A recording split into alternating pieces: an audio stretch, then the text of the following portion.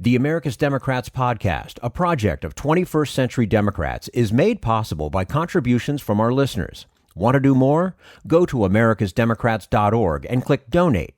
And thank you for allowing us to be your voice. And if you enjoy the show, please share it with your friends on Facebook and Twitter, and leave us a review on your favorite podcast app. This is the America's Democrats podcast, the weekly podcast for stand-up Democrats. I'm your host, Jim Cuddy. This week, author Geoffrey Stone on his new book, National Security, Leaks, and Freedom of the Press, The Pentagon Papers, 50 Years On.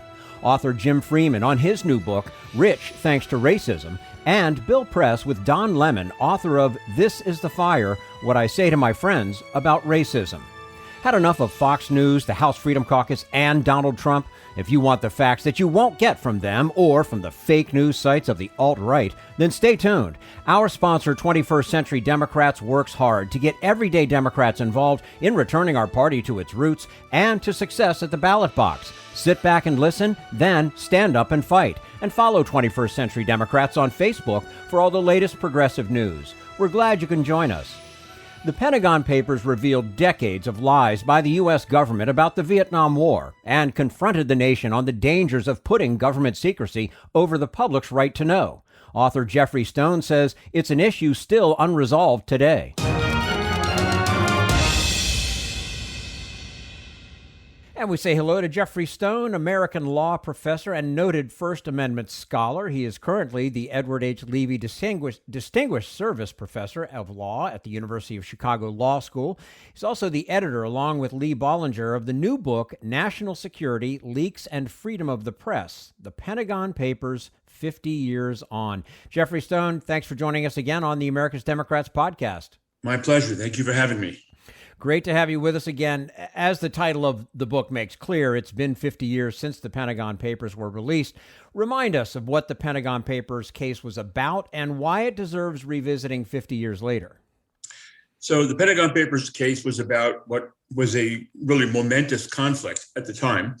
Daniel Ellsberg, a longtime member of the defense community, had once been a strong supporter of the Vietnam War, but over time became disillusioned, and he discovered a 7,000-page document that became known as the Pentagon Papers, which had been commissioned by Secretary of Defense McNamara to trace the history of the Vietnam War. It was written in 1967. Ellsberg, after reading it, discovered that there was a lot of information in there that was revealing about the nature and origins and rationale for the war that were not well known to the public, and decided it was important for the public to know this. So in those days, he had to smuggle pages out of the Pentagon, Xerox them, smuggle them back in, then smuggle out more pages, and do this over a period of time. He then reviewed the 7,000 pages and decided to give those portions of it that he thought would not be harmful to the national security in an unwarranted manner to the New York Times. The New York Times then took a considerable amount of time reviewing the materials and then decided to start publishing those parts of it that they thought were important for the public to know and they thought would not be damaging to the national security. When the Nixon administration learned that this was happening, they went to federal court and sought an injunction against the New York Times and then against the Washington Post, to whom Ellsberg later gave additional pages. And the lower courts granted those injunctions, and the case went very quickly because this was a prior restraint up to the Supreme Court of the United States. And the court, in a really stunning decision, held that the government could not constitutionally prohibit the publication of the Pentagon Papers unless the government could affirmatively demonstrate that the material included information that would cause a clear and present danger of grave harm to the country. And the government could not do that at that time, in part, in fairness to the government. It had not even had time to review the Pentagon Papers. But the court said, that's too bad. Unless you can demonstrate this, you cannot prohibit the publication. And the Times and the Post then went forward and published important excerpts from the papers. Tell us about some of the contributors to the book and why it was so important to assemble really such a diverse array of voices. Well, first of all, 50 years later was not only a convenient time to review issues, but also the world's changed in important ways. We can come back to that later. That makes the question of the Pentagon Papers resolution at least open to question.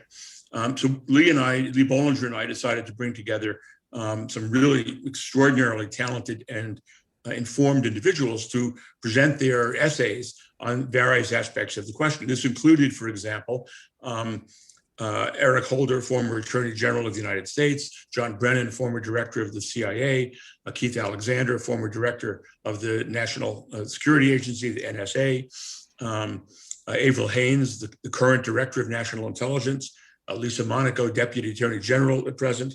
And then from the media, people like Ellen Nakashima, who is the Washington Post national security reporter, David Sanger, who's the New York Times national security reporter, and then a bunch of legal scholars with expertise in these issues, including issues on the First Amendment, like Cass Sunstein and Jack Goldsmith, both of whom happened to be at Harvard. So the idea was to bring together these people with very different perspectives on these questions, and first to get them to give those perspectives themselves into the book, into the different essays, and then also to bring together what we call the commission of 7 people, including Brennan and Holder and Lee Bollinger and myself and some journalists, to come together with a set of recommendations ourselves after reading all of the essays. So the idea was to present different perspectives, have them contest one another, and then to try to find whatever common ground there was. It's just a fascinating project. And to kind of go back and sort of see the Pentagon Papers in a sort of a new light, if you will, especially with those different perspectives. And we, of course, have certainly seen the issues that played out in the debate over the Pentagon reemerge in several high-profile cases, including the Edward Snowden case. How did you see this case play out in similar and different ways to the Pentagon Papers case? Well, some of the things that have changed over the 50 years were evident in this situation. First, the size of the national security establishment has grown profoundly over the years, partly as a result of technology, partly a result of concerns about national security throughout the world. The national security community now consists not only of full-time employees, which is what it consisted of then, but also of literally over 1 million private contractors who are operating within the realm of the national security community. And that means that probably 100 times or 20 times more individuals have access to classified information than was true back in 1970. Second major change is the notion of the media has changed. Back then, Ellsberg could give the material to the Times and the Post. They were responsible entities who did not want to do anything that would harm the United States in a significant way, and attempted to be responsible about exercising their authority. Today, of course, we have things like WikiLeaks, and indeed, basically every Tom, Dick, and Harry now has access to the internet, and therefore we no longer have to rely on reliable, trustworthy, responsible media to make the judgments about what to publish. And that means the risk of the publication of far more damaging material is much greater today than it was then. The third major difference is the change in technology within the national security community.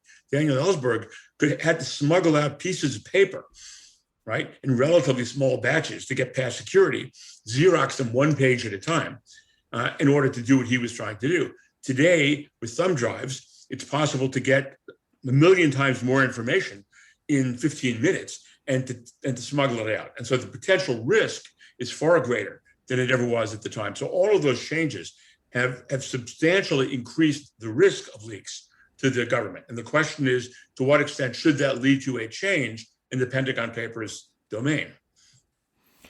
And you're not going to find a Xerox machine anywhere nowadays either. That's that's another part of it too. I should throw in there. We're speaking to Geoffrey Stone, American law professor, currently the Edward H. Levy Distinguished Service Professor of Law at the University of Chicago Law School, and editor, along with Lee Bollinger, of the new book, National Security, Leaks, and Freedom of the Press, The Pentagon Papers, 50 Years On. Geoffrey, several of the essays in the book are that government has become more secretive since the era of the Pentagon Papers. You kind of touched on it a little bit with the WikiLeaks and all that. How concerned are you with that, though? Well, I think there's good reason for real concern. And one of the interesting things is that essentially all of the participants, including the national security experts, the ones who served as director of the CIA, director of the NSA, attorney general, and so on, they all agreed that there is substantial overclassification, that the motivation is if you overclassify, almost nobody's going to notice it, and you're never going to get in trouble. If you underclassify and material is released and it should have been classified, you're in big trouble. And so all of the incentives are to overclassify. And essentially all of the participants here agreed that there is dramatic overclassification. And that's one of the problems. And the question is how to put a check on that. And given the fact that there are so many millions of people who are involved in the classification process today, it's very difficult to have a careful one-by-one review of every item that is going to get classified. And so one of the things that we discussed, for instance, is that individuals who work in the national security world should be given a much clearer opportunity to raise questions they might have about the propriety of whether a particular item of information should be classified, and that they should be able to raise those questions without the fear that this will get them in trouble, that they will be viewed as unreliable or potentially irresponsible, and even to give them the ability to raise those questions anonymously, so they do not get in trouble for raising the question. And then to have a neutral and relatively detached body that can review all of these questions. So that's one example of the kinds of reforms that pretty much everyone agreed on, including the national security officials. Getting it implemented and adopted is complicated, but particularly given the scale of the national security world. But that's one of the ways in which I think this has to be addressed, is to tighten up the standards for classification, and also to make it easy for individuals working in that world to raise questions about whether they think particular material should be classified or not without getting in trouble. Whistleblowers are being tossed out of jobs and careers for a lot less. How do you make that happen? How do I feel safe going to my next up in command at the Pentagon? It just seems like that's almost an impossible task to make it happen to where that person's rights are protected, that person's job is protected because they see something that doesn't seem right. Well, I think that to encourage that is something that even the folks in the national security world recognize would enable them to do their jobs better. I mean, one of the things that impressed me, I've had some experience because President Obama appointed me to a 5-person commission to review the NSA's work after the Snowden leaks. And it was my first opportunity to work closely in the national security world. And one of the things I found which really impressed me and surprised me was that in the NSA and the CIA in particular, the culture is much more professional than I imagined, and much more focused on trying to do the right thing. They don't see themselves as cops. And they therefore really do want to do the right thing. It's hard to do it, though, because it's so complicated and the risks of error are potentially so great. But I don't think that they would approach these suggestions in a strongly negative way. I think they would generally greet them. And as I said, these included people like the head of the NSA, the head of the CIA, the former attorney general, and so on, all of whom seem to think these sorts of reforms were worthwhile. Implementing them is complicated because these are such enormous bodies. And one of the things worth noting here is the anomalous state of affairs created by the Pentagon Papers jurisprudence. There are essentially 3 critical elements to it. First, the press has no First Amendment right to demand access to classified information. So if the New York Times goes to the Department of Defense and says, we understand you've got something called the Pentagon Papers, let us see it, they have absolutely no First Amendment right to do that. That's number one. Number two is government employees working in the classified world have absolutely no right to disclose classified information to the press. It doesn't matter whether the press can publish it or not. They cannot, it's a crime for them to reveal the information. And third, if the press gets the information, they can publish it, unless it creates a clear and present danger of grave harm. So it's a very weird set of perspectives. What you might imagine in an ideal world is that the press can demand from the government any information that the government cannot demonstrate to some independent body, the publication of which would create a clear and present danger of grave harm, or the publication would create more harm than good, right? Which is how the Pentagon Papers were eventually released, right? In the sense of in the mind of Daniel Ellsberg and in the mind of the Times and the Post, exactly right. And that was kind of what the Supreme Court was relying upon, is that these were trustworthy entities. And the problem we now face is we don't have the ability to rely upon these entities with the same degree of confidence.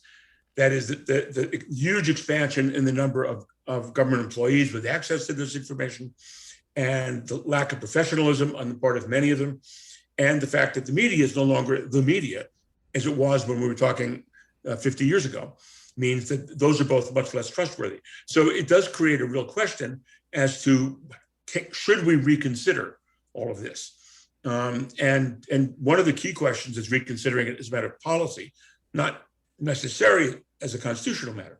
But as a constitutional matter, one of the questions to the court, for example, imagine if a government employee gives a huge amount of classified information to a friend who then puts it on Facebook or on social media. And the friend says, I'm like the New York Times, right? I should have the exact same protection as the New York Times. Well, that's not the vision that the court had at that time. That friend is not like the New York Times or the Washington Post. There's no reason to believe that that person is trustworthy, is responsible, has the expertise to make the appropriate judgments. So it's at some point, this is all going to come to a head. Mm-hmm. Now, as you envision the next 50 years, what is the sense of the book and how best we balance the needs of national security and transparency with the public? Well, I think that the three questions, three factors in all, as I mentioned, are all interesting and put into play. But one is, it's clear that the government should be more careful about what it classifies and how it classifies, and to give its employees an opportunity to raise these questions internally so they don't overclassify as much as they have in the past.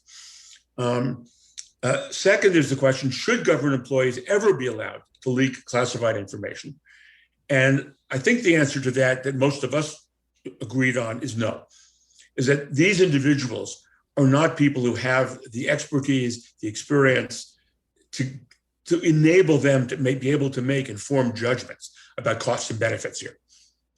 Even Edward Snowden, quite honestly, did not have any idea what he was doing. That's the scary thing with an Edward Snowden, too. Yeah, I mean, he meant well in his own way, I suppose. But the truth is, he had no way of understanding the potential harm to the country from the disclosure of certain information, because he didn't really understand the programs. He didn't understand how they connected with other programs he knew nothing about, and so on. So I think it's clear that government employees who leak pretty much have to be held accountable, period. They cannot leak classified information. And then the most difficult challenge is what to do with the press, because we no longer have this concept of the press that exists as it did at that time. And there, I think the states have dealt with this in an interesting way, in a different, related context. Journalists have asserted a First Amendment right to claim a reporter's privilege when they are called to testify in court and are asked to reveal the name of a source of information. Maybe a murder prosecution, it may be a robbery, it doesn't matter. But they have information that was given to them in confidence. They published the information, but not the identity of the source. The jury and the prosecutor wants to know the identity of the source so they can call that person as a witness. The reporter says, no, it violates my First Amendment right to reveal that. The Supreme Court, at about the exact same time as the Pentagon Papers, said no. The reporters do not have such a privilege. And part of the reason the court didn't want to do that even then is because they would then have to decide who is a reporter. And, what if it's a college paper or a high school paper, right? Or someone writing an essay for a course. Are they reporters? I mean, and the court didn't want to get in the business of doing that. 48 states since then have adopted by statute journalist privileges. And they have defined in their statutes who qualifies as a reporter and who does not. And it may be that the more straightforward way of addressing this question is to have a federal statute that defines who qualifies as a reporter for purposes of a statutory privilege. Which could also be an ongoing changing definition given, I'm not a reporter, but I'm hosting a podcast right now. Where do I fall into that category and that kind of thing? It's Exactly. It's a fascinating thing to try and figure out, and I'm glad I don't have to be the guy to do it. Geoffrey Stone, currently Edward H. Levy Distinguished Service Professor of Law at the University of Chicago Law School, editor along with Lee Bollinger of the new book, National Security, Leaks and Freedom of the Press, The Pentagon Papers, 50 Years On. Geoffrey, as always, appreciate your time with us. Would love to have you back again. Anytime, my pleasure. Thanks so much for having me. Thank you. And this is the America's Democrats podcast, the weekly podcast for stand-up Democrats.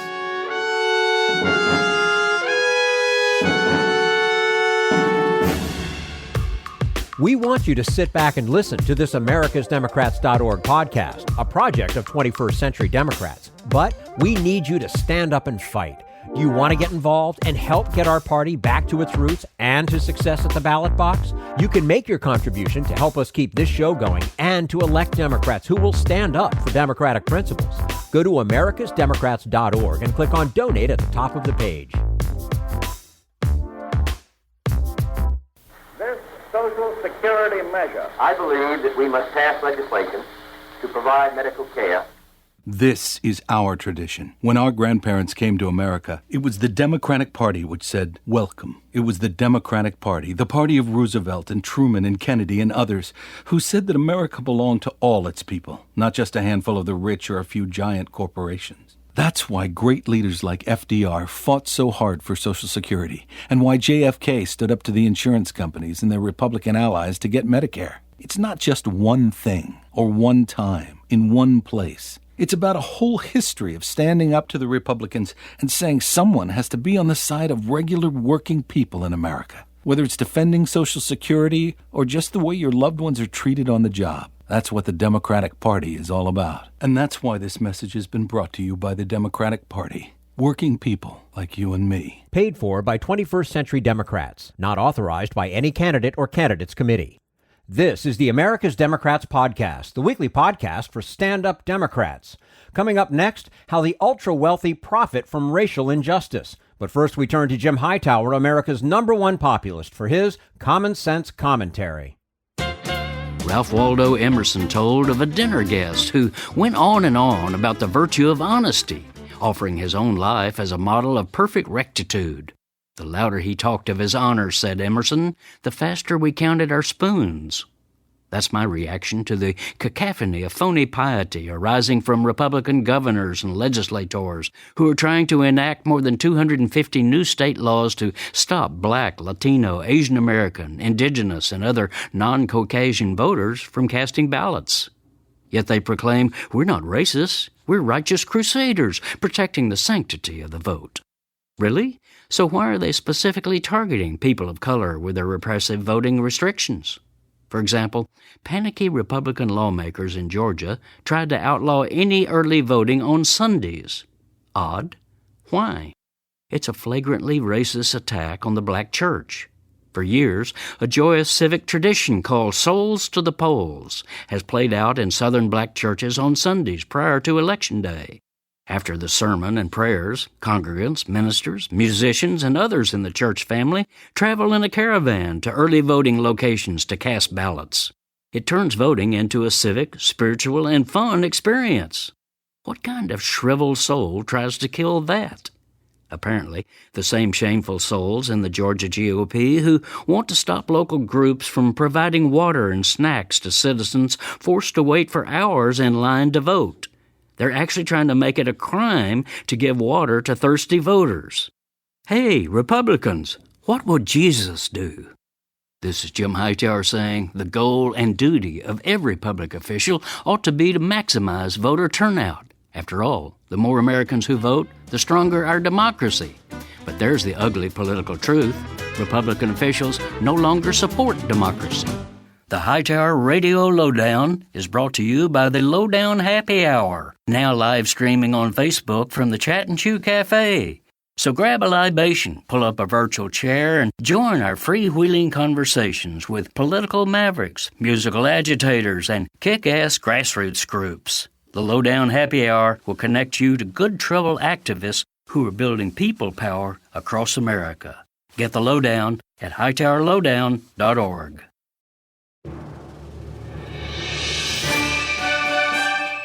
This is the America's Democrats podcast, the weekly podcast for stand-up Democrats. Coming to terms with racial inequality in America means coming to terms with why it persists. Author Jim Freeman says that has to include understanding who stands to benefit the most from racism. And we say hello to Jim Freeman, who's one of the country's leading civil rights lawyers and the director of the Social Movement Support Lab at the University of Denver. He's also the author of the recently released Rich Thanks to Racism: How the Ultra-Wealthy Profit from Racial Injustice. Jim Freeman, thank you so much for joining us today on the America's Democrats podcast. Thanks for having me, Jim. Our pleasure to have you with us. Your new book makes a provocative argument, and that is that if we want to fight racial inequality in the United States, we have to confront the disturbing fact that racism is extremely profitable. You use the term strategic racism. What is strategic racism? Yeah, so I distinguish that from systemic racism, which for me refers to the policies, practices, and systems that produce and sustain racial inequities.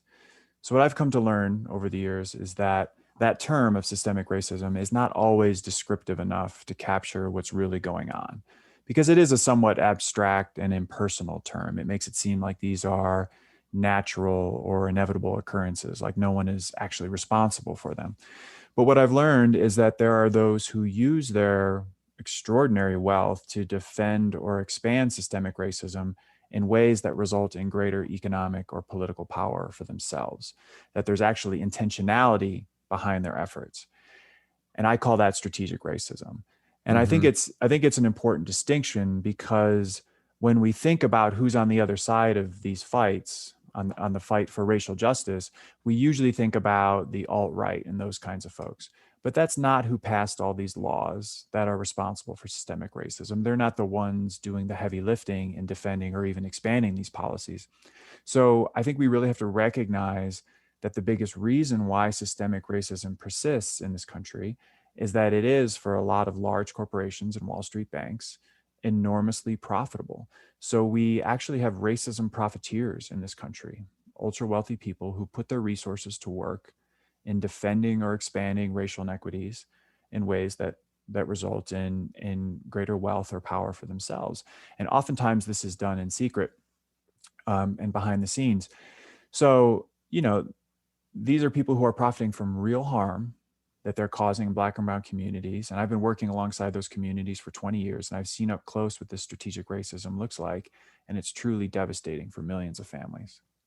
And, we can talk some specifics here too. The book focuses on several key areas where you see strategic racism playing out. One is education. What's the intersection between racism and education policy and profit in America today? Yeah, so one of the chapters I write about school privatization, which really refers to the efforts to expand charter schools and school voucher programs. And while those initiatives may have garnered support, they have garnered support from various stakeholders over the years, it is unmistakably a hostile takeover of public schools that's being led by a small group of billionaires. If not for really the staggering financial investment of this small group of folks, there's no way that charter schools and vouchers would have caused such extensive harm in Black and brown communities across the country. So, for example, in the book, I looked at just 10 billionaires or families who've prioritized these issues. So I looked at Bill Gates and the Walton family and the Koch brothers and Mark Zuckerberg and a handful of others. And I tracked how much they spent on just 50 organizations that have been active in promoting charter schools and vouchers. And there are many more billionaires who fall in the same camp, and there are many more organizations that advance this agenda. But just looking at those 10 organizations or 10 sources giving to just those 50 organizations, I was able to track $3.2 billion in investments into these organizations. So I do think that gives us a sense, at least a little sense, of how really a handful of people can use their wealth in ways that create an exponentially greater role for themselves in shaping education policies than the parents, students, and community members who are most affected by those policies. But then what I also do is try and describe what it is that this billionaire school privatization movement has done. And really what that is they've targeted communities of color to implement an unsound, deeply harmful set of reforms in a non-democratic way. They've ignored the damage they've caused. They failed to respond appropriately to community pushback. They've used those communities as their guinea pigs to justify the further expansion of their agenda. And then throughout, they really neglected to address or even exacerbated the serious, longstanding inequities faced by those communities. And so I think when you do all that, I think it's pretty clear that you simply haven't valued the lives of the residents of those communities appropriately, and you have contributed to systemic racism. And as for how they profit off of it, school privatization, from a certain perspective, it creates the possibility of transferring the assets and revenue of a $600+ billion industry from public to private hands, and of being able to realize corporate profits from activities that are currently performed by public employees. So, I list these in the book, but there are so many money-making opportunities from privatizing the education system that all the major Wall Street investment banks have set up special funds devoted to profiting off of it. But it goes well beyond that. So I'll just give one more example, and that's how this sector has used school privatization to aggressively pursue both deregulation and deunionization in education. Because from their perspective, it is expensive and inefficient to have to meet the full set of educational needs for all students and to pay experienced teachers appropriate wages. So this sector is really advancing a privatized, deregulated education model that's primarily non-unionized and has fewer protections for students' educational opportunities, particularly for students with special needs, immigrant students, students who are considered to be challenging to teach. And each one of those actions, what it does is it reduces the cost of education, with the vast majority of benefits being enjoyed by the ultra wealthy and virtually all of the extensive harm flowing to everyone else. Mm-hmm. What's astounding to me is that there seems to be a lot of smoke and mirrors here, because nobody's coming out. The general argument on things like this and lots of different policies, well, no, it's not. It's for the better good for everybody. It's not racism at all. It seems pretty clear to me. So how are they able to push these initiatives through? It's been a very expensive and prolonged public relations and strategic communications campaign.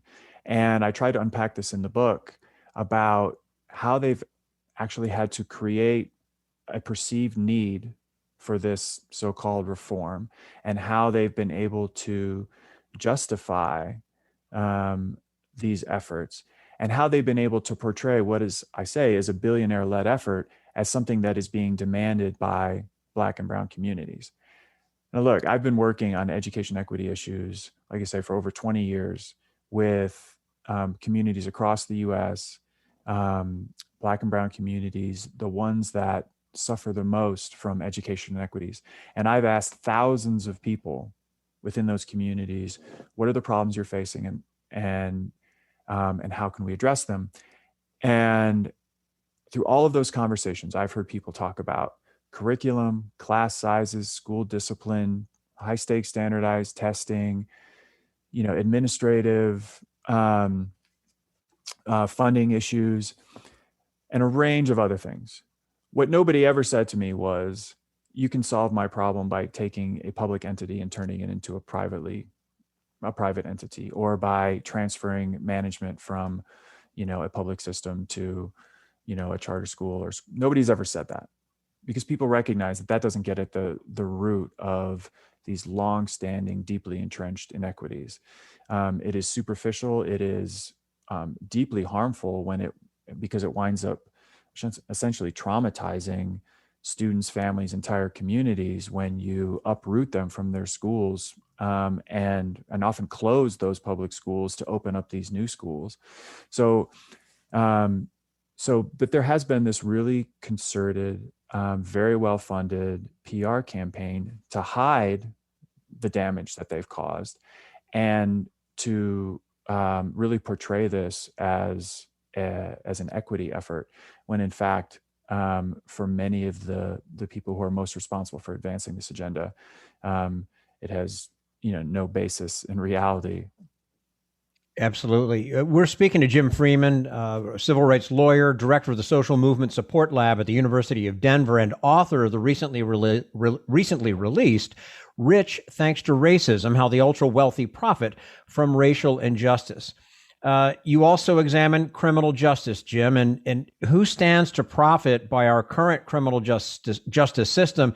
And I probably know the answer to the second question, who's getting harmed?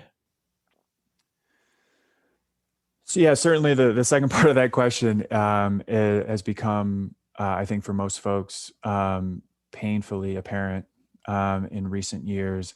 But I think it's important to start there. And we can use George Floyd as an example. It's now been over a year since George Floyd was murdered.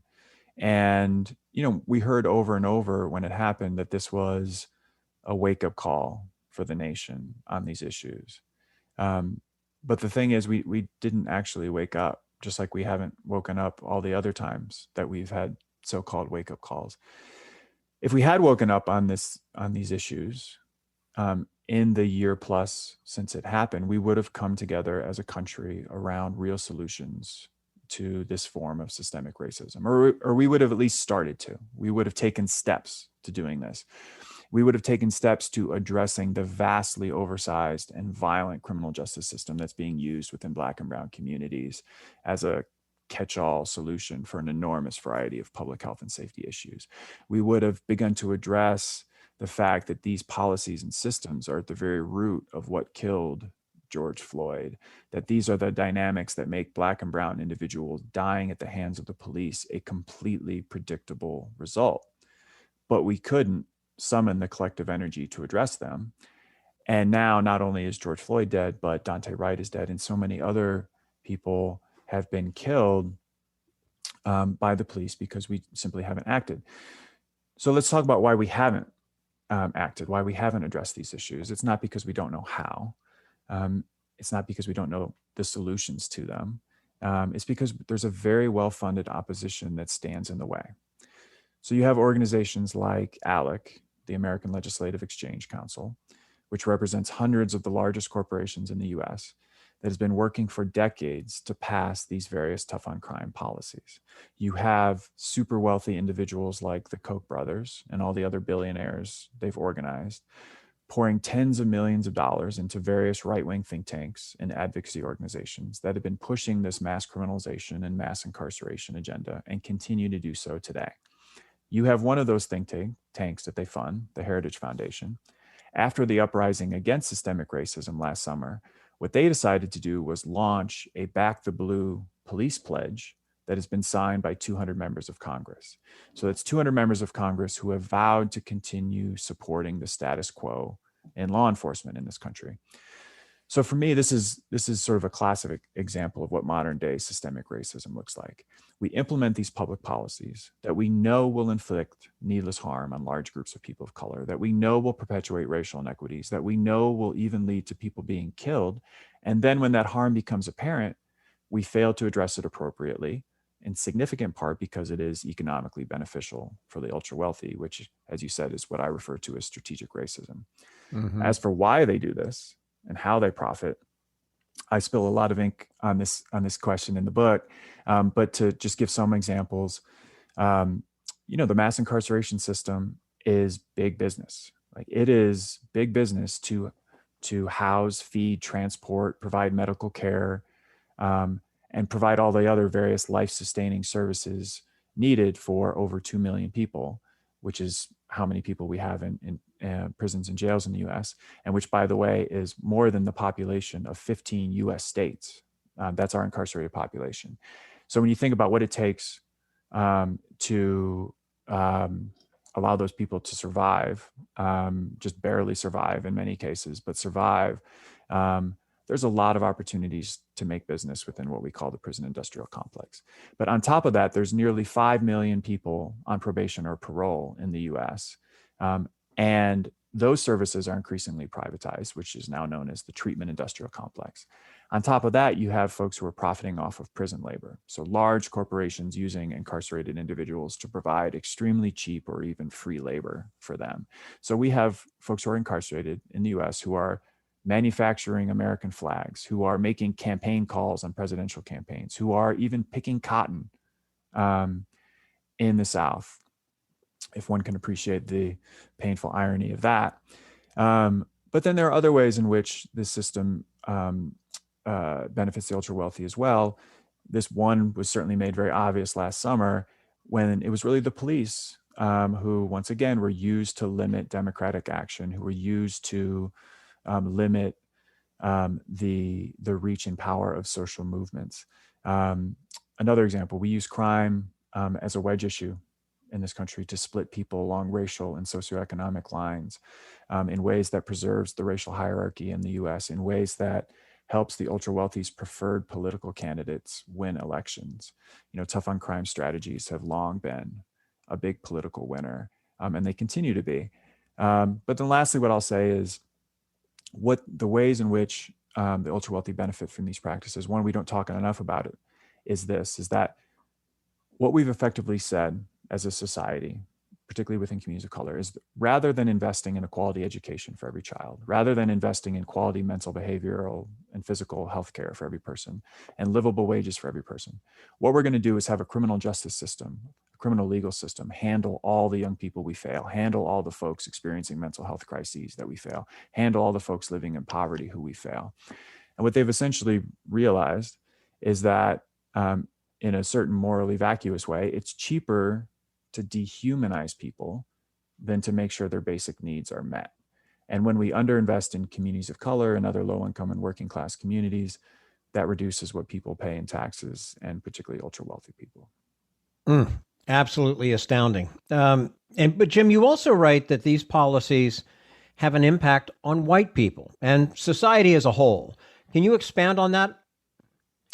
Sure. Yeah, I mean, one of the reasons I wanted to write the book as a white person myself is to share, what I've learned from 20 years of really working with communities most directly impacted by these issues, what I've learned about how these issues affect me, my family, my community, and really all other communities across the US. So one thing I say in the book is we all have to recognize that the injustice being engineered by this group of billionaires and multimillionaires hasn't been limited to people of color. Their portfolio, to put it this way, is far more diversified than that.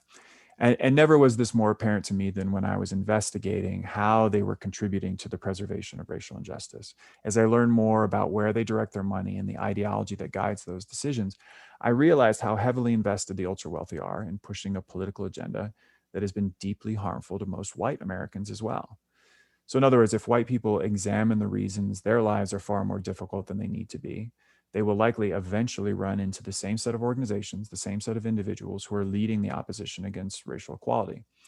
So I, for one, was astonished to discover just how enormous an influence the ultra-wealthy have on my life and that of every other white person I know through their policy advocacy.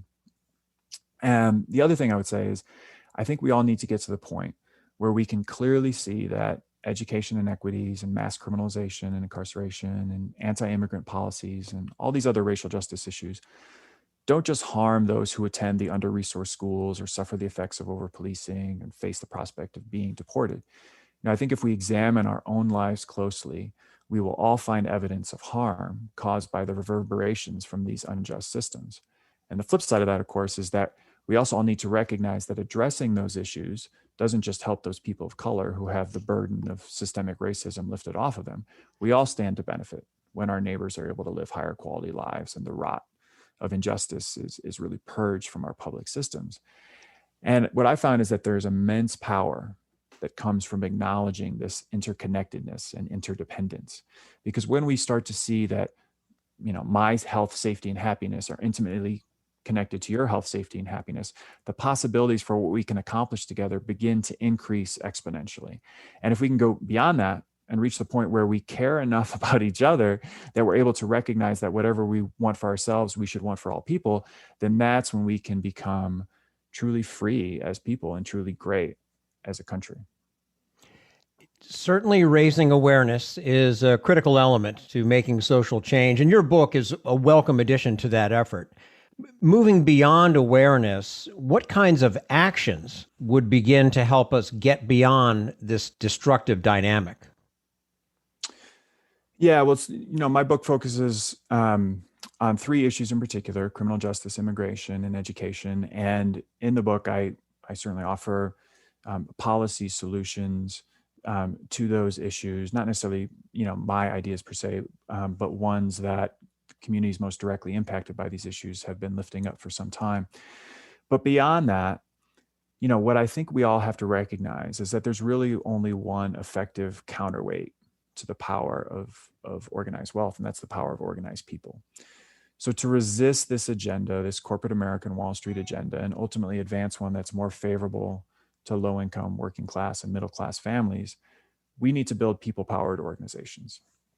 That really does represent the difference between winning and losing, between having a powerful organized force pushing for change and merely having a large number of isolated voices in the wilderness. So the first thing I recommend to people is that they contribute whatever time, energy, and money they have to grassroots racial justice organizations, because these are the folks who are really leading the effort to dismantle systemic racism. But as you might imagine, they're often severely under-resourced relative to their opposition. So there may not be anything more valuable that a person can do than contribute to their work. And if your listeners need a place to start, in the book and on my website, richthankstoracism.com, I list some of the best and most strategic racial justice organizations in the country. But the other thing I would say is that we also need to create new structures for more people to become involved in these issues. So what I say in the book is that we need, really in every community in the US, we need to create what I call community equity assemblies, where regular people can come together to learn about these issues and other forms of oppression, and then get to work in dismantling them. These don't need to be formal bodies, just places where community members can gather together and find ways to collaborate. And they also don't have to be large. I think this is demonstrated every day across the US that even small groups of dedicated people can have a remarkable impact. But over time, if we can grow these assemblies by bringing in more folks from our neighborhoods and workplaces and places of worship and so on, then the possibilities for what we can accomplish together begin to grow dramatically. And all of a sudden, the many people of all races and ethnicities who care about these issues can become transformed from a collection of individuals into a powerful political force.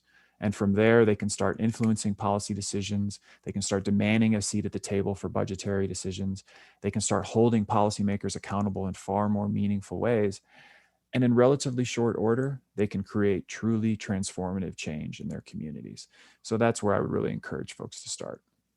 And it certainly is desperately needed. The name of the book, Rich Thanks to Racism, How the Ultra-Wealthy Profit from Racial Injustice. The author, Jim Freeman, the director of the Social Movement Support Lab at the University of Denver, joining us today on the America's Democrats podcast. Jim, appreciate your time with us today. Would love to have you back and do it again soon. I would greatly enjoy that, Jim. Thanks so much for having me. Thank you. And this is the America's Democrats podcast, the weekly podcast for stand-up Democrats.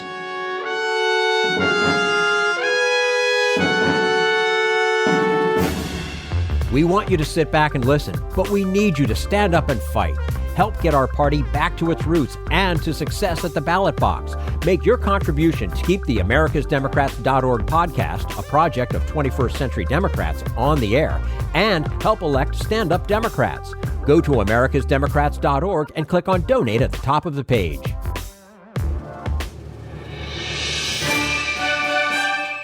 This is the America's Democrats podcast, the weekly podcast for stand-up Democrats. And now Bill Press with CNN's Don Lemon on the need to fight complacency in the fight for a more equal nation. You start the book with a letter to your nephew, certainly, clearly a link to the great James Baldwin. It was such an inspiration in your life. What do you see as the connection between what Baldwin said in 1963 and what you are telling your friends in 2021?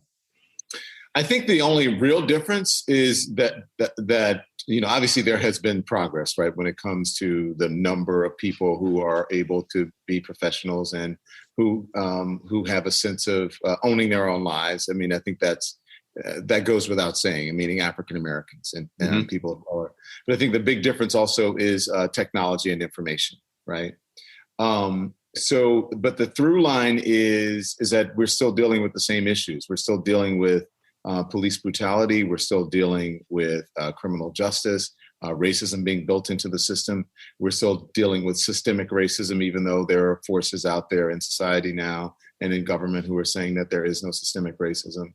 We're still dealing with people being placed into certain areas and housing. And, as you know, Bill, people were set down into housing communities, projects there just to stay, and they've remained there. So we're dealing with that in urban areas, and we're dealing with the really overt racism in rural, and especially in southern areas, but in rural areas all over the country. So there's inequality, the same things, similar things that we're dealing with. And that's one of the reasons, obviously not one of the reasons, that's the reason I wrote the book. And one of the reasons I penned that letter to my nephew, so that he won't have to live in a world like that. I'm hoping that he won't have to live in a world. And James Baldwin said to his nephew, paraphrasing, right? Don't believe what the white people say about you, right? Yeah. I never do. That's what you're saying to your nephew too, right? Well, I am saying to my nephew, don't believe what the white people say about you. But I'm also saying to my nephew that I'm here to tell you, because I think that my experience with James Baldwin, my experience may be a little bit different than James Baldwin. James Baldwin certainly had an enormous platform as a writer. He's a literary giant and genius. And he's a maverick and a trailblazer. He's all of those things. But I have a little bit of a different experience. I have a different platform than him. And my platform is more immediate than him. Mm-hmm. So in a time where I'm living in a time now where we have made progress and strides, as I said in the previous answer before. So I'm telling my nephew that as an example, I am an example of what you can accomplish and beyond. What I want from him is that I want him to be able to embrace his beauty and his Blackness and the full person that he is with an ease that I wasn't able to master at his age. Because had I been able to do that, I think I would be even further along and even more successful. And I would have I would have achieved a sense of self-possession much earlier in life. And I wouldn't have had to deal with so many issues and so many internal problems. I was with you on CNN watching when you were really the dominant voice as we heard the verdict for Derek Chauvin out in Minneapolis. Guilty on all three counts. How important was that call to our efforts to deal with systemic racism in this country? It was historic. How important? Very simply, it was extremely important. I don't even know if I can quantify it as to the importance, because finally there was accountability. Finally, someone who was in a position of authority, who's supposed to protect and serve, was being held accountable in a way that the world was able to see. And where everyone was able to say, okay, finally, justice is served. So I don't even think that we know the enormity of it now. I don't think we even know the importance of it now. And I know, he still hasn't been sentenced as we're recording this now. We don't know how long he's going to serve, what's going to happen with appeal and all those things. Mm-hmm. But for the moment that we're in now, it's historic. It feels big because it is big, and I think it changes law enforcement going forward. And I remember justice is served, the first three words, I believe, out of your mouth when justice, the verdict was announced. You're a smart man. And listen, I immediately out of that, they came to me, and that's what I said. I said, finally, justice has been served. Right. And that was the quote that was picked up by every major news organization, every major newspaper around the country. I was glad that happened because I thought it was important to hear a Black man say that. because when I saw George Floyd laying on the street with the cop with his knee on his neck, I saw myself, I saw my uncles, I saw my father, and I saw my nephews. And I didn't want my nephews to grow up in a world like that. And that was the reason that I penned the letter to him, much as James Baldwin did, and wrote this book. And then the big question, of course, is, so where do we go from here, or what happens now? So I want to read a little from your letter to your nephew, where you talk about the murder of George Floyd. Mm-hmm. I'm on just first page 3. Today I heard a dying man call out to his mama, and I wept for the world that will soon belong to you. I know what comes next, as surely as I know the Mississippi rolls down to the sea. The weeping passes and the rage takes hold. The rage burns out and blame begins. The blame bounces back and forth and promises are made. The promises wither and complacency returns. Mm-hmm. Do you still believe that? I do. And and if I can just read the next part and I'll tell you why. And I said, and the complacency stays. It stagnates like a lullaby on autoplay until another man dies face down on another street in another city, and the weeping begins again. I still believe that. I do think that George Floyd and Derek Chauvin verdict was one part of the puzzle, one part of the equation. I think that we've got a lot more of those verdicts and a lot more of those court cases to go before we can finally say, okay, things are starting to change. This is one thing. And as surely as I said, as I was writing this, and I said the complacency, right, begins and the complacency returns, the amount of people who believe that George Floyd was killed when it first happened was drastically different than the amount of people who believed George Floyd was killed by the time the verdict came in. People had become complacent. They had become used to it. They had found a way to rationalize it, his death. They had found a way to blame him rather than the officer and the perpetrator. And so we have to make sure that complacency doesn't return again. And when we start to see more police officers, more people in authority, not just police officers, but people who believe they're in authority, like what happened with Trayvon Martin, like what happened with Ahmaud Arbery down in Brunswick, Georgia. More people with authority and police officers held accountable for their actions. Then I will go back and say, when I wrote that book, the complacency was returning. Now I'm going to write another book because we are finally changing it and the complacency is not returning. You mentioned Trayvon Martin and Ahmaud Arbery. When you look at just the names that pop up, right, of young Black men killed by police officers, those two were not, but killed by, as you say, people in authority. One was so-called vigilante. But we think of Michael Clark and Tamir Rice and Eric Gardner, Breonna Taylor, George Floyd, Andrew Brown, Jonathan Price, you talk about, all killed at the hands of white police officers. What's behind that? You talk a little bit in your book about this police violence. It stems from kind of the history of policing, or what's behind it? Well, I mean, as you know, Bill, the history of policing, there's two things here. The history of policing is slave catching. Yeah. Right. That was the beginning of policing in this country, to catch the slaves and to hold them, to make sure that that the system remained in place and there was free labor, and that free labor remained so that people can make money off of it. Capitalism. That's what it was about. It is also about why you see this happening now is because certain people in the society feel that they have an authority over you.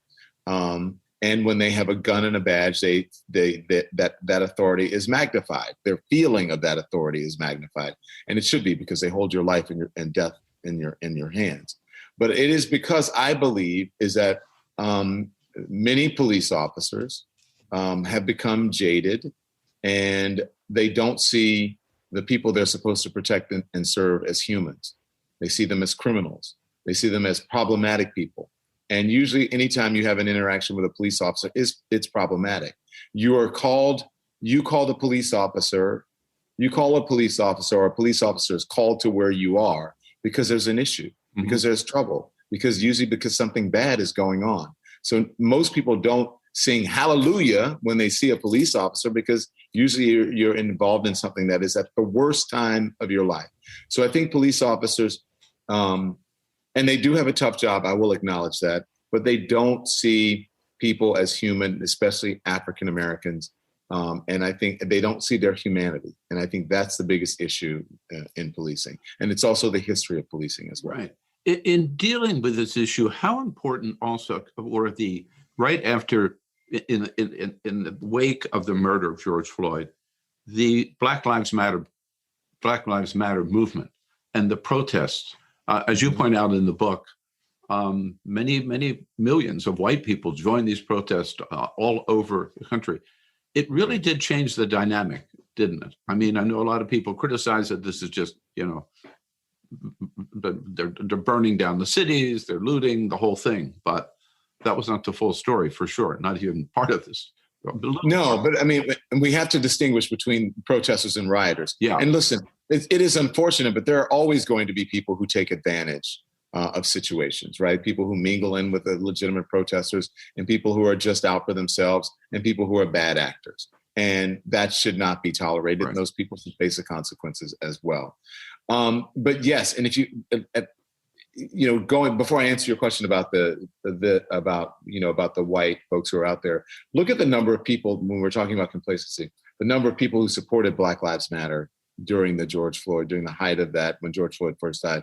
And then now the support has dwindled. Right. Same, people become complacent. They try to rationalize things.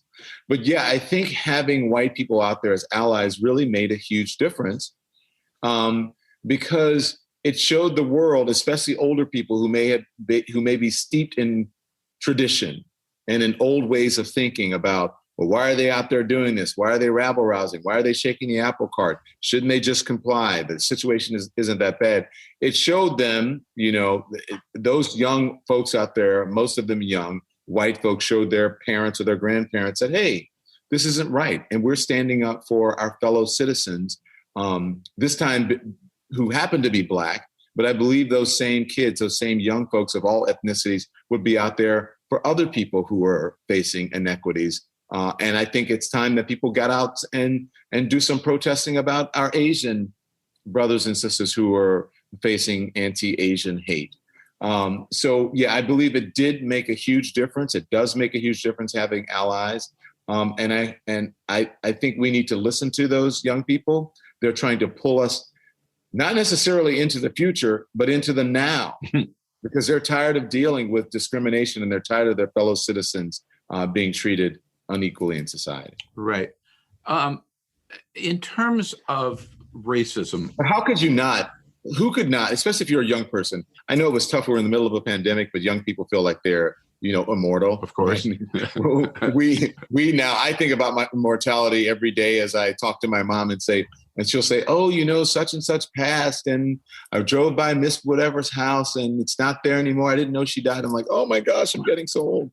But we were all sitting in our homes, Bill, vulnerable, because we're in the middle of a pandemic. We were on lockdown and quarantine, and we had nowhere to go, but all we could do was watch this man die with a knee on his neck for 9 minutes and 29 seconds. We were all so vulnerable because we didn't know where we were going, if we were going to be sick, if our loved ones were going to die, if they were going to catch COVID, all of those things. So it made us open. It was a great equalizer. It made us open and vulnerable and empathetic.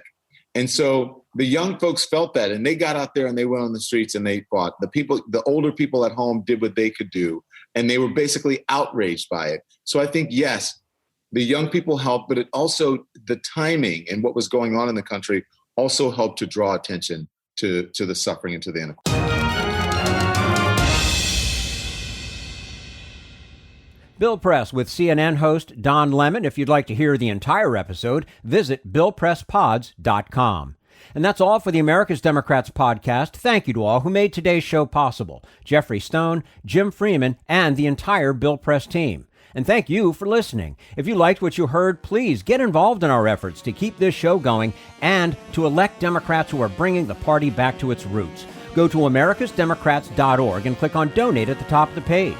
And be sure to find 21st Century Democrats on Facebook and Twitter, and leave us a review on your favorite podcast app. For the America's Democrats podcast, I'm your host, Jim Cuddy. We want you to sit back and listen, but we need you to stand up and fight. Join us. Support the americasdemocrats.org podcast, a project of 21st Century Democrats, and help elect Democrats who will stand up for democratic principles with your contribution today. Go to americasdemocrats.org and click on Donate at the top of the page.